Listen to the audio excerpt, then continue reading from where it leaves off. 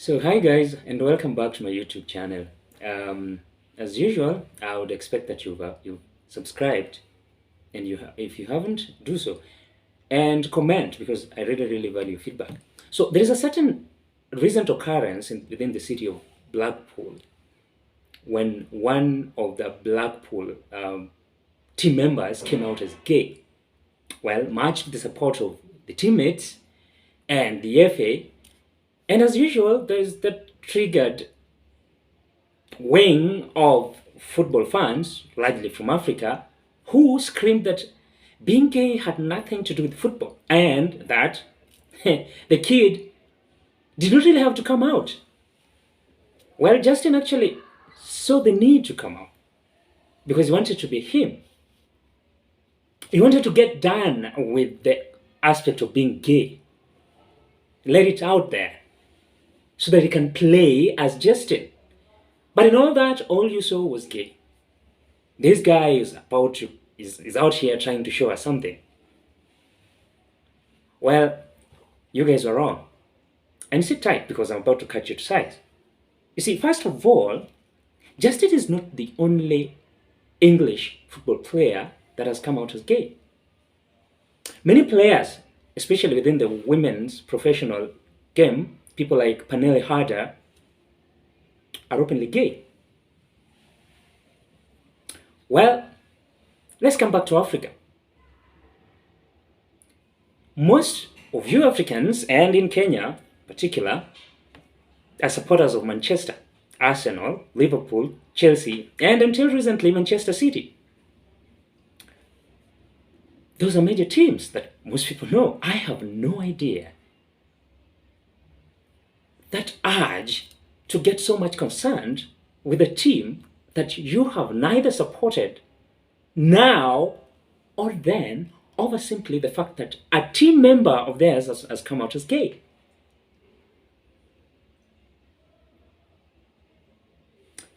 And let's get back to the teams that you actually support. Most of the teams that you actually support, like Liverpool, Tottenham, Arsenal, actually support the kid. So my question is, what is the outrage for? Why is always that outrage culture when someone says the word gay or homosexual? You say that all of a sudden. It's open season for Africans. They'll attack you. They'll call you that you're corrupting their culture. Secondly, let's get to the finances or the specifics of football. How much in merchandise do you guys buy from English football? How much do you support that club? How much do you buy in tickets to go to the stadiums? Are you even sure that when they do their budgeting and their season and every other thing, are you sure that they consider you as part of them? I'm sure they do. Because if they don't, we'll be screaming racism.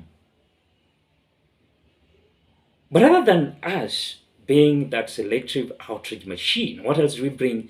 What else do we really bring to the English football club? Then let's go to the legends. People like Rio Ferdinand really congratulated the guy. That bravery of coming out when they know that people as baleful as you guys are out there. And so he said this, and I'll read. He says it's brave of him to come out. The question that I really have is that in 21st century, why must it really be brave to come out as gay? What does it really have to do with what someone can actually really do? Why must it really be brave? And I'll answer you why. I'm not really agreeing with you. It is brave because of people like you, who have initiated the concept of culture wars in almost every single thing. If I mention gay booth, that is not African culture. Then what is African culture? Another thing you have to really know that people already have been humiliated and suffered for this. People do not really have to necessarily die, like probably for independence, but people have been humiliated. People like Grim Lissou. I hope I really pronounced it well. Not French. Neither have I really spoken French.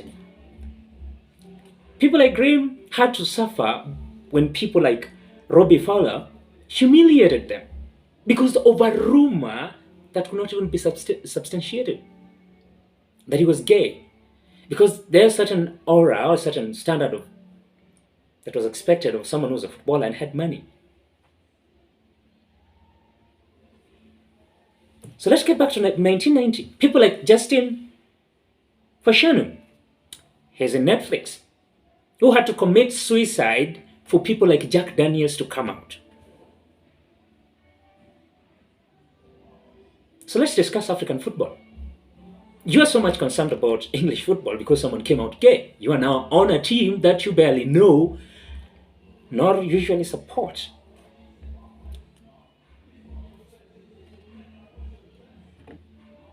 African nations. It's a time African nations were really progressing, and there was this notion that there's a time, maybe by 2000, 2005, they could actually win World Cup. But right now, that dream, if you said it with certain conduct, it would be taken as far-fetched. Because there's been stagnation within African football since 1990. So what do we have? We have been turned into voting banks or voting booths or voting whatever. When you go to the FA, to FIFA, with hopes of financial attachments that would be brought back here, which are usually most of the time white elephant projects that do not actually take off. And if they do, they're likely to also still fall back.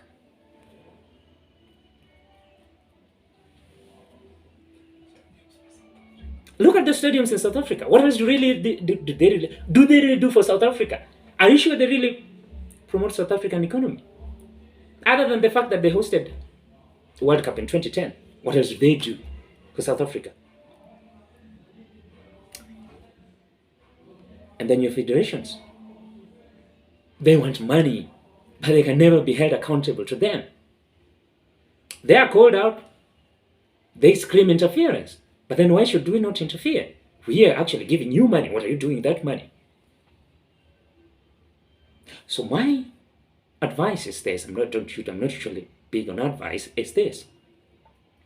Rather than that being a selective outrage machine at UEFA, at a 17-year-old, I think that was the age, coming out as gay, how about we direct that outrage to Aliko Dangote, whose focus is in buying Arsenal, an already established team, yet he has the vast resources to actually pick up a team here and develop it to become the Arsenal that he hopes to have.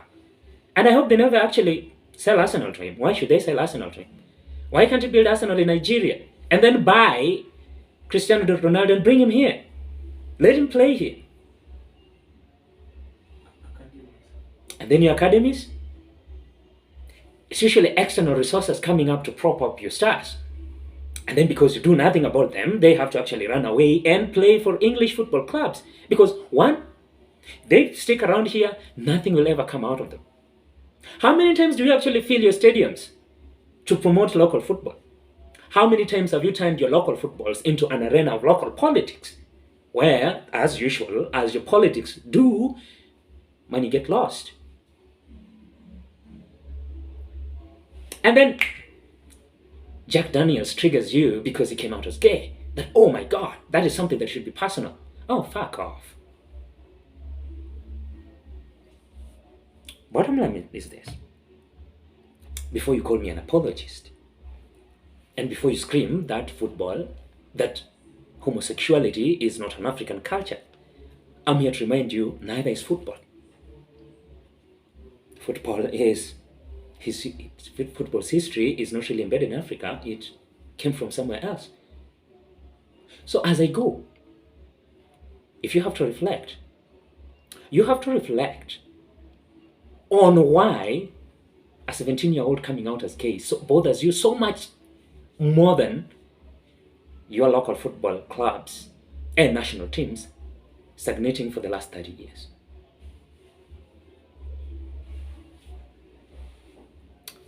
Your football is not stagnating because Jack Daniels is gay. It's because you guys can never be held accountable for anything. And I'm out.